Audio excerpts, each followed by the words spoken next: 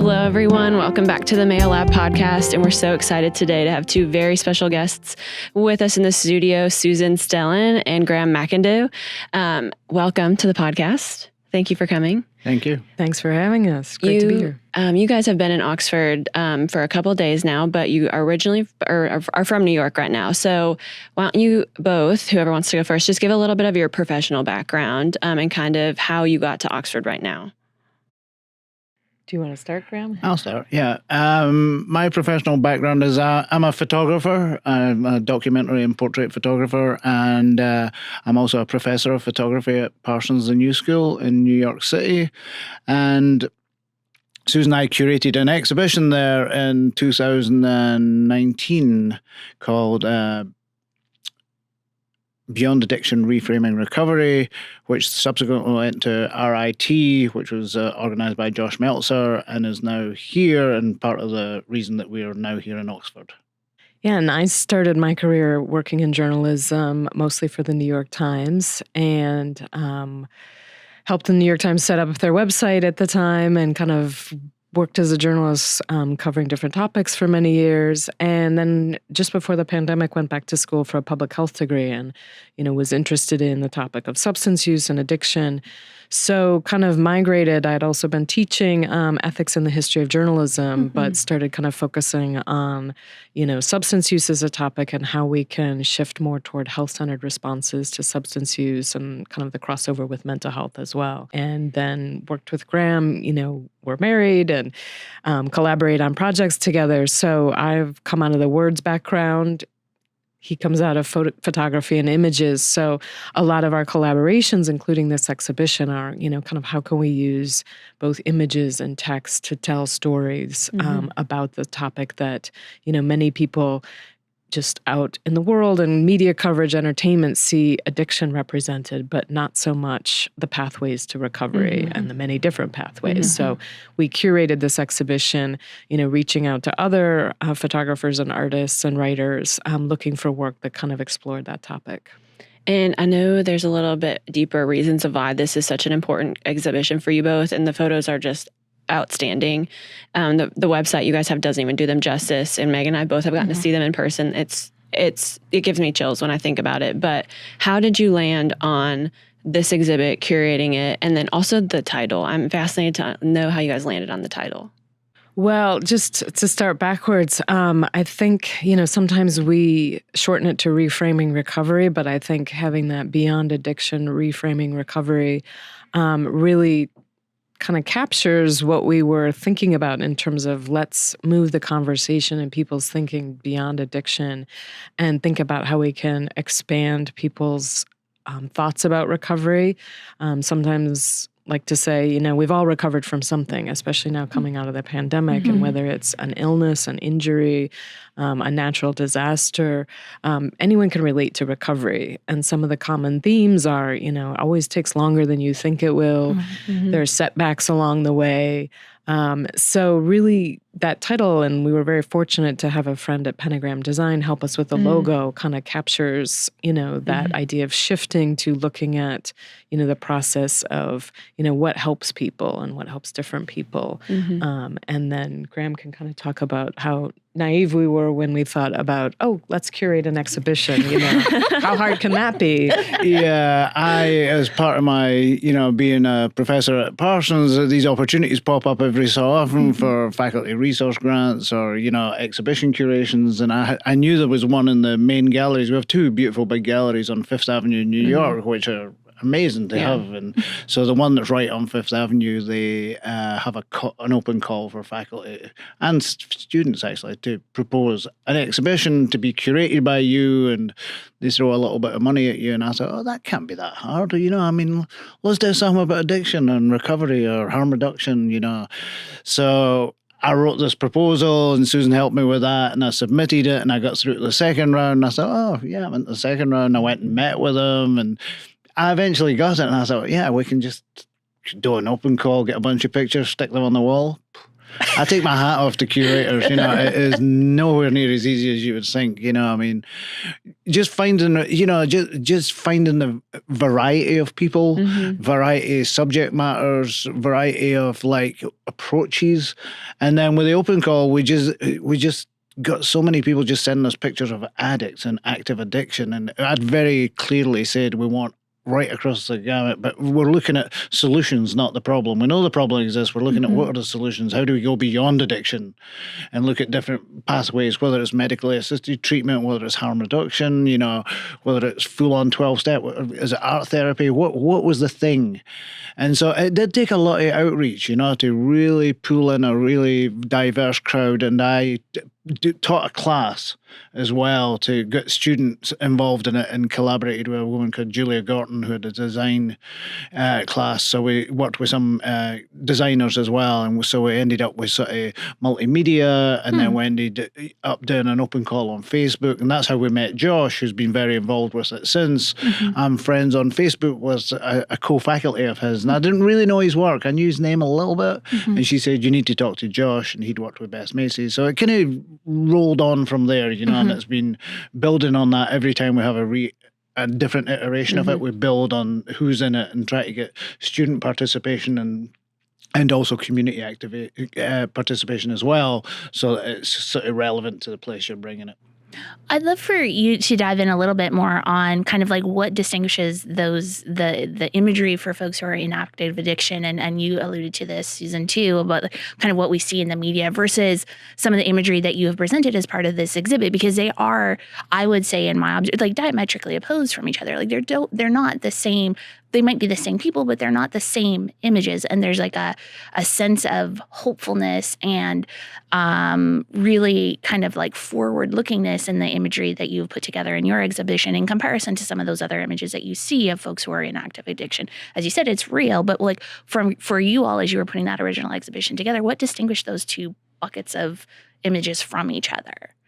Well, we kind of trying to think of it a bit more as a continuum. And, so sometimes things get put in the binary, and kind of trying not to, to represent the pathways that people take. So, it's not here, but, one of the projects we showed was someone who'd worked in harm reduction. So, distributing clean syringes in New York City decades ago, and still had all these snapshots. So from that time, so we put those under a glass covered table. So, that kind of represented, also people who are trying to help. And Josh Meltzer's photography, focuses a lot on, some people, whether they're in treatment or medical providers or nurses or, recovery support people.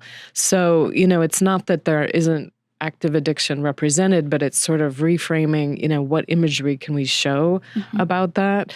And then also another project where, part of our goal was to prioritize people who had either personal experience with this topic as artists, or people who had deeper engagement with the participants that they were photographing or working with.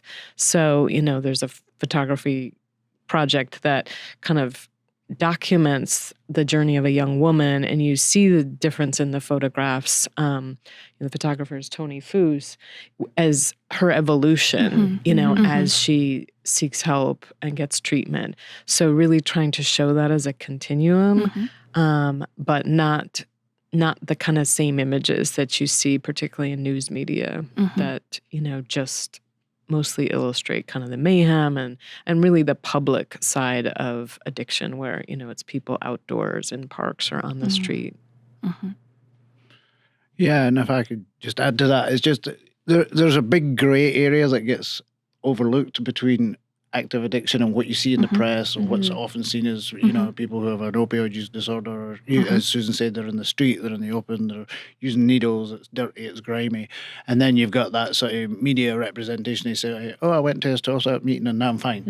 And there's a whole big grey area in there of people trying, people using different ways, setbacks, struggles. For some it's easy, for some it's hard, for some it takes a few attempts, So it's just trying to cover all those little things to make people understand that, there's no magic bullet. There's no a quick click, and that's it. I mean, for a lot of people, it takes a lot of attempts, and for some people, it means using medically assisted treatments for many, many years to get themselves stabilized, which is great. For some, it's, a harm reduction approach, so, it's just trying to cover all those little things to show that it's a bigger topic than people think, and there's not just these 2 points of entry and departure. Yeah. And I would like to pick up, because at the talk that you all gave earlier this week, Graham, you talked about kind of the gray area around harm reduction, right? Like this idea that clean needle exchanges and those kind of things are really great for making sure folks are safe in the midst of it. But you made a comment about that not being in and of itself sufficient, right? Like that there needs to be a step after that we're getting folks into treatment. So I'd like for you all to continue to be in that gray zone for a second and talk our audience through what does that mean from your experience and your kind of observation and work in this space. I think I'll start just because, in the work I do, I also do a lot of training workshops, kind of working with providers. And, one of the workshops I teach is called Building Bridges Between Harm Reduction and Treatment. And treatment is, I view it broadly. It's care for people who, not only often have substance use problems, but also mental health, housing challenges, criminal legal system involvement.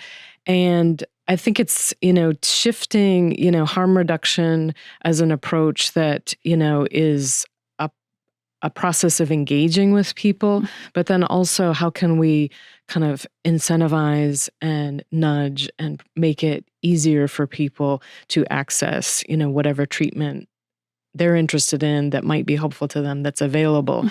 Sometimes it's helping people get the IDs that they need to get them signed up for Medicaid or benefits that would cover these services.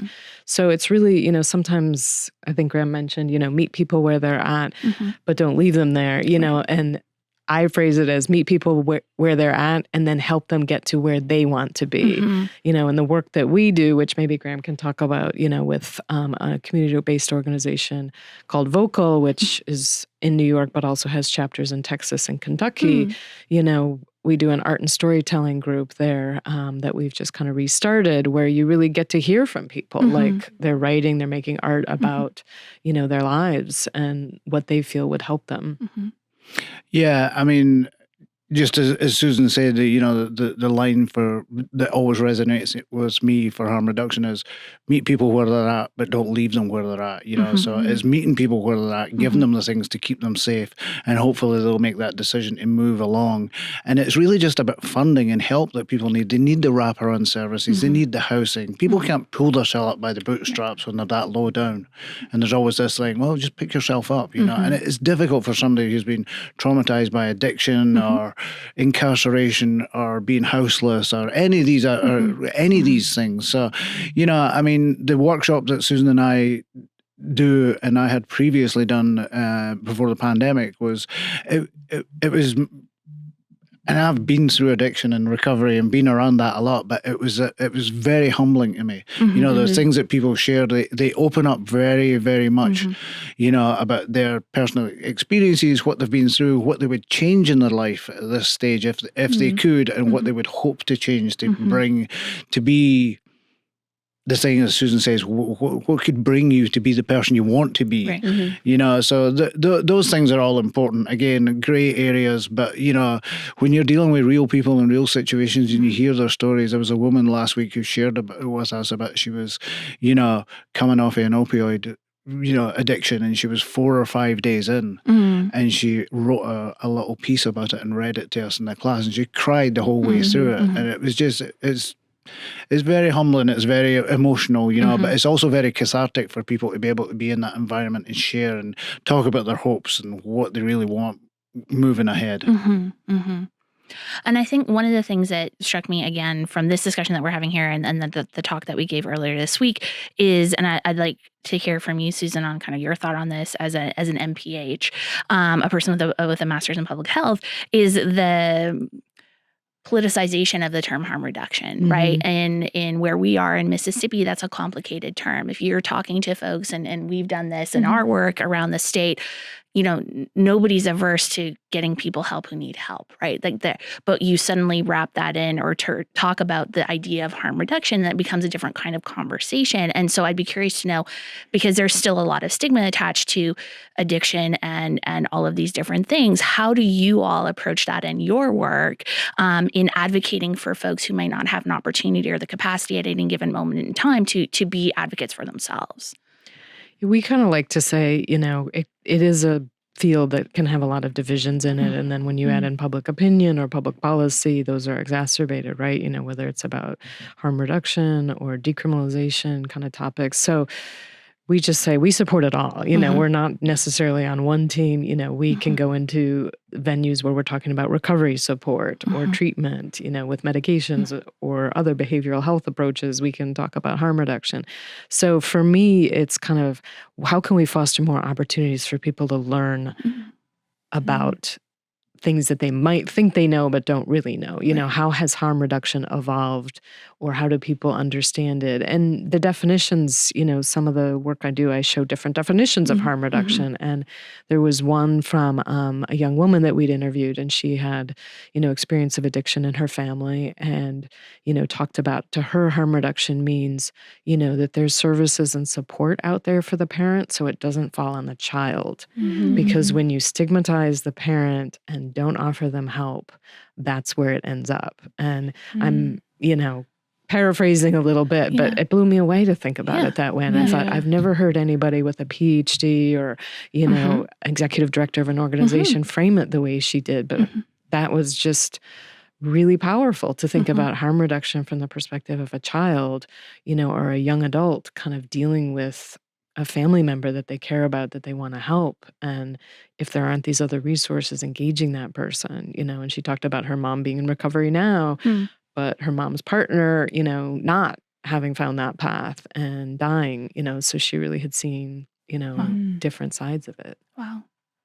No, I like that a lot. And this is part of the power of that storytelling component and engaging with the folks like you all have and will continue to do with folks who are in that space living that life. Because you're right, a person with a PhD, that we don't often get the opportunity to be on the ground, so to speak, with those people, because that's just not how our lives are often designed, or, and if I can just add too, we were able to include that, with her permission, along with the other people we featured, on a banner that was part of a photography public art show in New York City in Brooklyn Bridge Park. So, to watch people walk around, their different peers here, and see the words and the photographs, so to take that into places that, might be unexpected, but someone might be walking by with their kids to a soccer game, or someone might be jogging or walking their dog. So, it was really great to go back to her and say, hey, this is where we'd like to put this. Very and, cool. and the feeling that gave her. Yeah, absolutely. And That's what's that been like? Because you guys have had this in a few places and spaces, to see people maybe walk by, take a second lap, and, just watch them interact or see how they respond to the art and the words. What's that been like for both of you?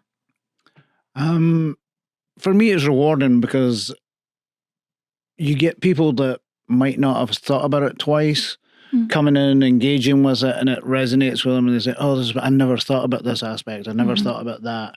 And the other thing is, you get people who come in and they look around and they read the stories, they read the text, they look at the pictures, and then it gives them the strength and power to talk about a family member that they might. We've had so many people come up to us and say, I've never told anyone this before, or I've never really shared this, but my sister, brother, aunt, daughter, and I had a number of people reach out to me, especially after the New York one, parents of younger kids, in their teens or like early 20s, saying to me, listen, my son he's got a problem. It's not extreme yet, but I would really appreciate it if you could talk to him, and just sit down with him, because I think for someone like me who's lived through that, and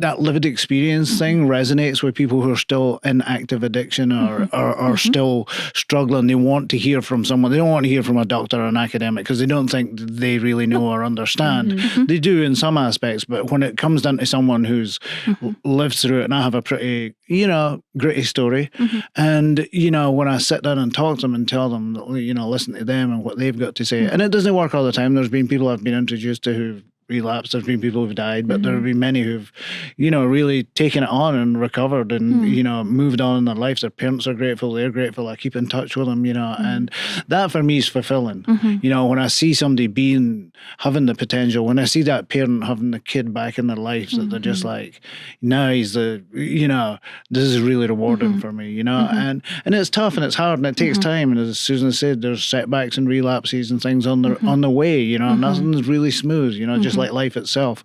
But, it does happen. So,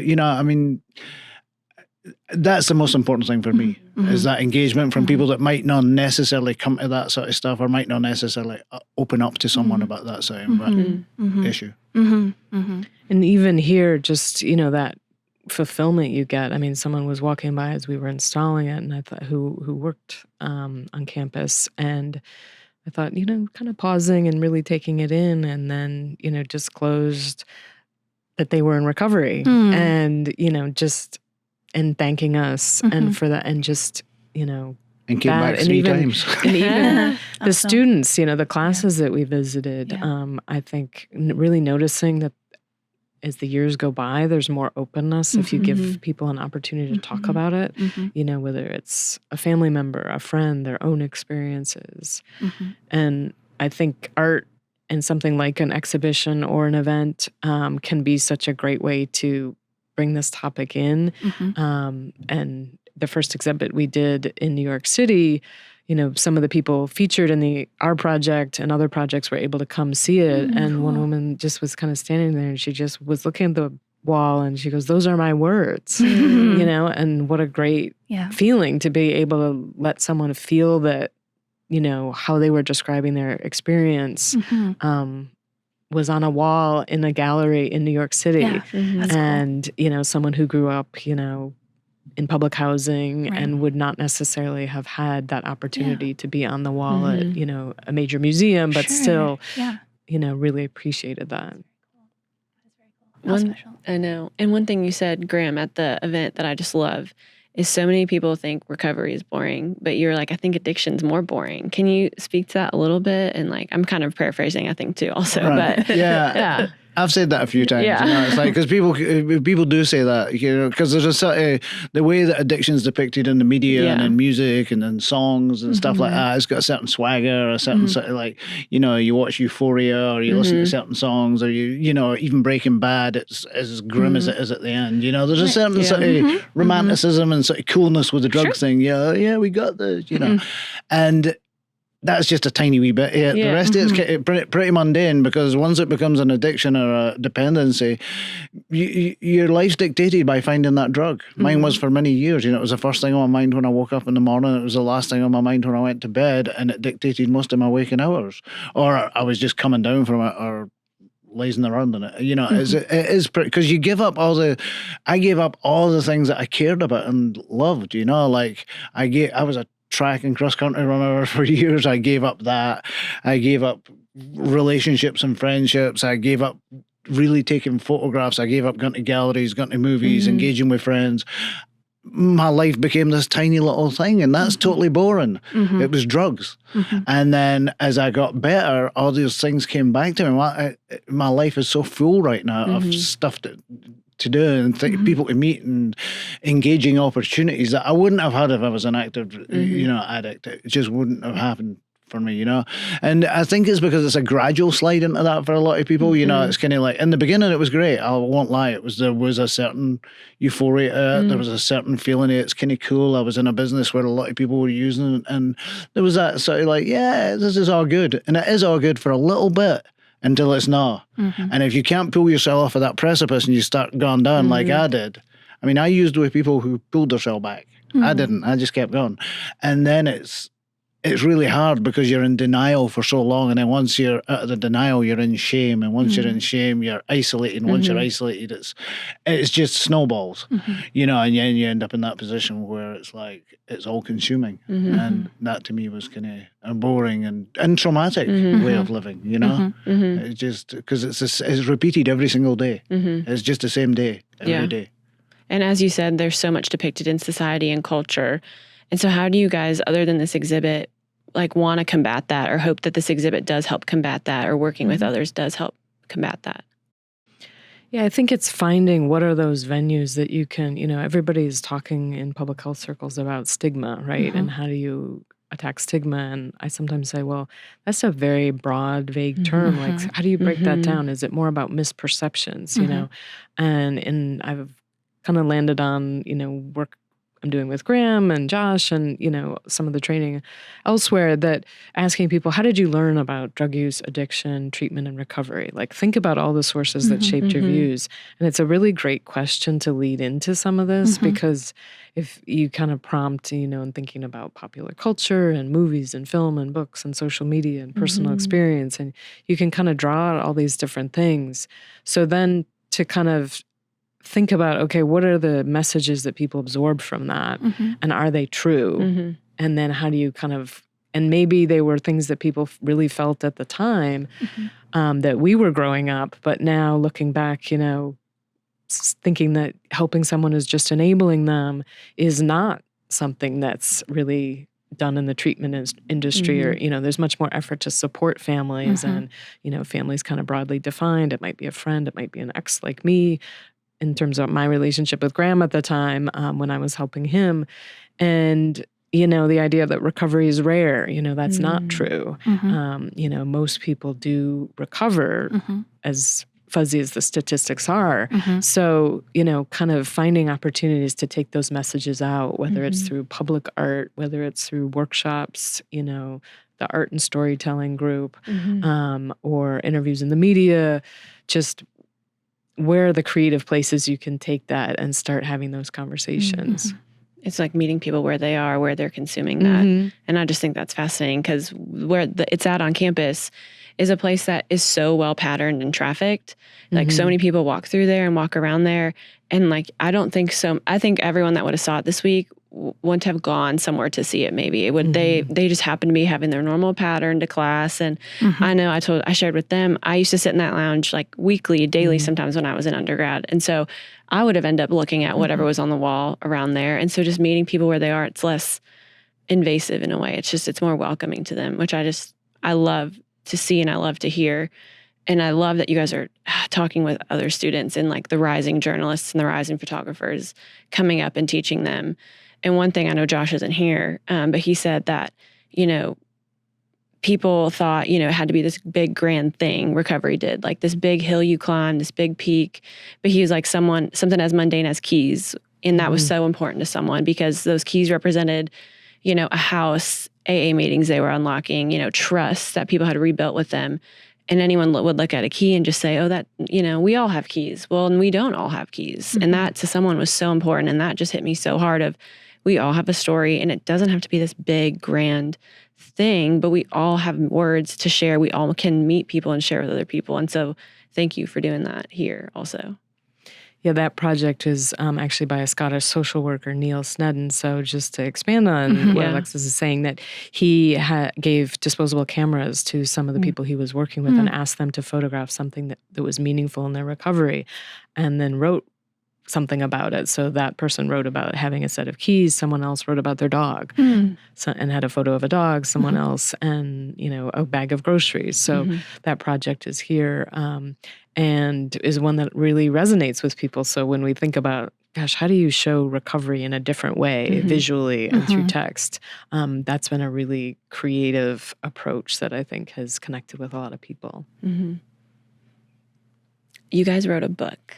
Can you talk a little bit about that, how that came to be, that process? And we'll have it linked for everyone. We have it on our list to order right now, so we're excited. But will you speak a little bit about that? Yeah, so originally, I'd come out of, long career writing and had felt like, one of the things we haven't talked about is kind of Graham's pathway through incarceration and also immigration detention, because he had a green card and was a legal permanent resident, but because of his misdemeanor drug possession convictions, ended up in, first Rikers Island and then in deportation proceedings.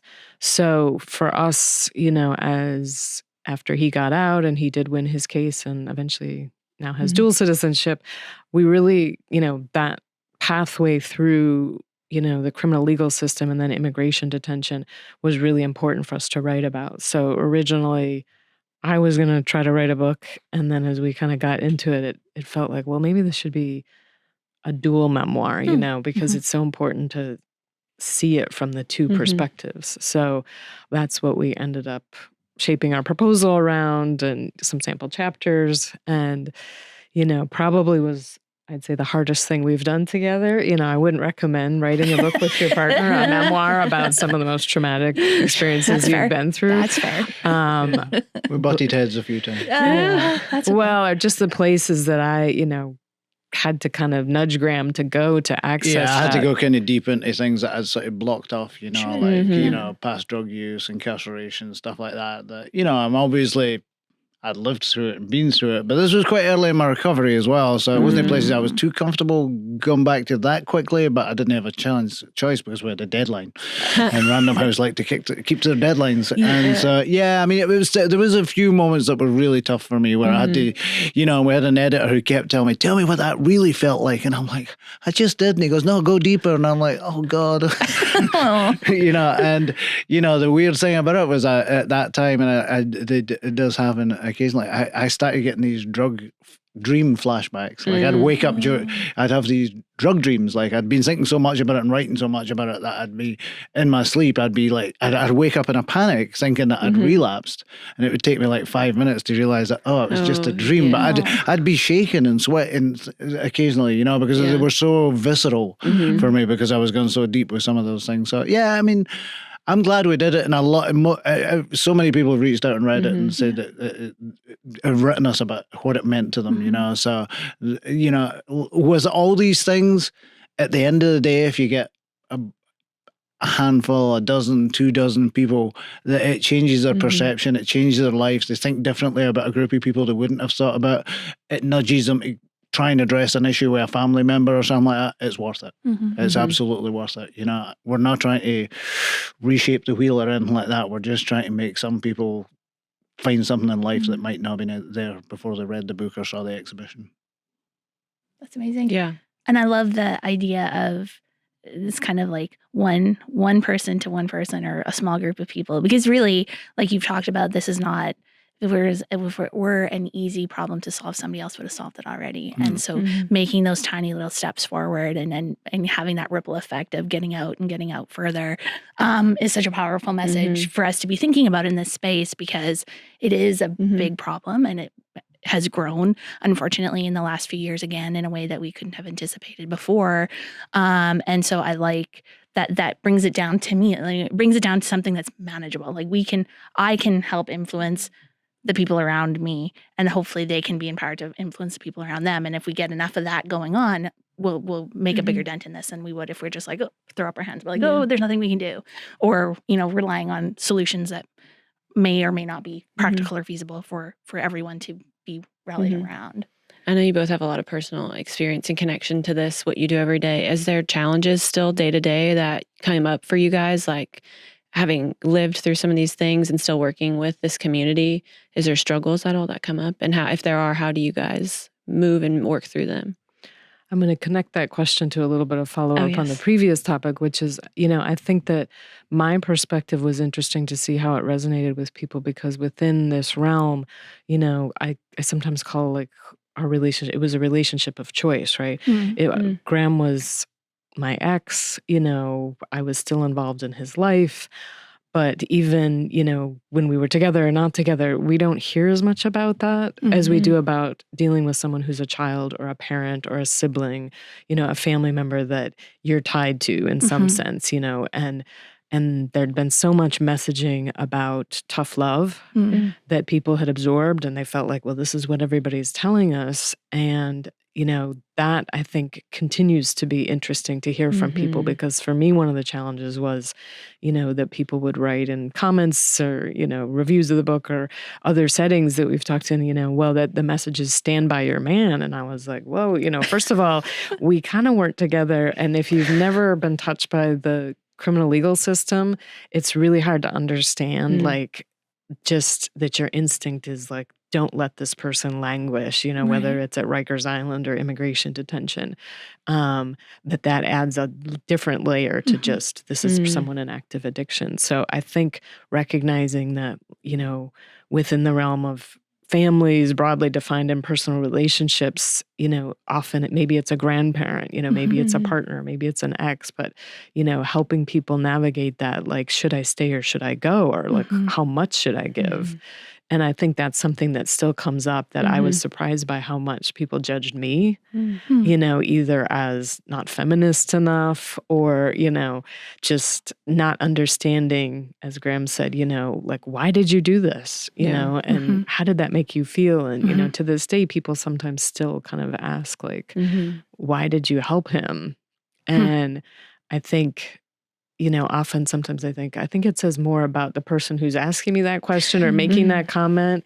And I've really had to kind of come to accept that people are bringing their own background, and maybe they have to justify, which is completely understandable, why they cut off a relationship with a sibling or a parent. And they're kind of seeing me through that lens, and, or they did break up with someone. Sure.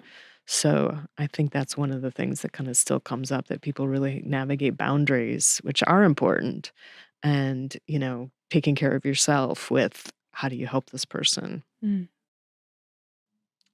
Yeah. Do you want me to add to that? Well, I don't know. I was Do you so have intrigued anything to listening to her. Well, just on the question of what still comes up today, I mean, maybe just the divisions within the field too. Yeah. And like, can't we all just get along? We all want the There best. is a lot of division, I mean, harm reductionists take one view, 12-steppers take one view, and it's kind of, again, there's that big grey area. And I think for me, it's like, for someone I relapsed a lot before I actually I tried so many times. I cold turkeyed, I went to detoxes, I went to rehab. None of it really worked for me, and until the people say when you're ready. I mean, I don't know if I'd ever really been ready, but I was kind of forced into it by the criminal justice system. I was on a treatment program in a prison, which really worked for me. I really embraced it, and it really worked for me. It was life-changing for me. It just made me, there were just great counselors there, and they were really down to earth and open. It was not pampering in any way, shape, or form. And so that really, really helped me. But I just think that, we shouldn't silo ourselves. We should have everything on the table. We should help people get clean needles, and we should help people with any of that sort of stuff to keep them alive or to make them feel better about themselves, or reduce the spread of infectious diseases and stuff like that, with the hope that, not with the expectation, but with the hope that they'll make the next step and the next step. Because when you hit someone with something so drastic as, well, if we're going to give you this, you have to be there in 6 weeks or 28 days or something like that. That's mind-boggling to some people. If you've had years and years and years of active addiction and relapsed a bunch of times and seen people die, that's a big, big jump. That's like asking me to break an Olympic record or something. It's a huge leap. So everything should be on the table to help people along the way, and hopefully they'll get there. But if they don't get there, it's all right if they just get to here or here or here or here in the meantime. It's just about having empathy and understanding that this is a complex thing, this addiction. And recovery is kind of complex as well, and there's no quick fix for it, And we should be willing to engage and operate in all the little nooks and crannies of everything from deep addiction to total recovery and abstinence. That's what people want, but there are different pathways. I know people who've been extreme heroin addicts. They've kicked heroin. They still drink or smoke weed, but they don't have a problem with it, and they're fine, and that's good enough for them. That's fine. They're not out in the street anymore. They've got a job, So, it's different things for different people, and there are obviously people who need to be totally abstinent because otherwise, and I've got very close friends who that is the thing for them, and that's brilliant. It's absolutely brilliant, Just whatever little step it is that helps you and gets you further down that path of getting better is the thing that I believe in. And I think Graham bringing up, to address that too, just the things that are still difficult are like, I don't think we've had really deep, complex discussions about what abstinence is and what it means, and does it mean abstinence from everything forever? And, again, moving away from these binaries where maybe that needs to be more talked about. People will tell us privately about certain things that they would never say publicly because they work in the field, and this kind of abstinence in some, respects can be seen as almost stigmatized now that, because, some people don't have a great experience with it, or just feel that that's too punitive, because it's a requirement of, maybe a drug court proceeding, Right. So that's a conversation I think that could be embraced kind of more openly and really figure out what does that mean, especially for young people who often do just kind of age out of substance use and binge drinking that, might happen in their early 20s or adolescence. And then also Graham didn't mention that the program he was in was a cognitive behavioral based therapy. And, the mental health approaches that are part of addiction treatment for many people, they're harder to test than medications are and surgeries for people. So it's a little bit understudied, I'd say, to understand kind of what helps people and so hard to access. How do you find a therapist? Is it covered by insurance? Does that person have training in addiction? But I think, there's much more that could be done to make those approaches, behavioral health, mental health services, more available, affordable, and acceptable to people. This has been an amazing conversation. Thank you so much for making the time to come and chat with us here today. And of course, for making the trek down here to Oxford in Mississippi. We know we're not super easy to get to, so we appreciate you all being here with us. And if you all, when this airs, folks that are listening hopefully will have had the chance to see the exhibition, but the exhibition won't be up anymore.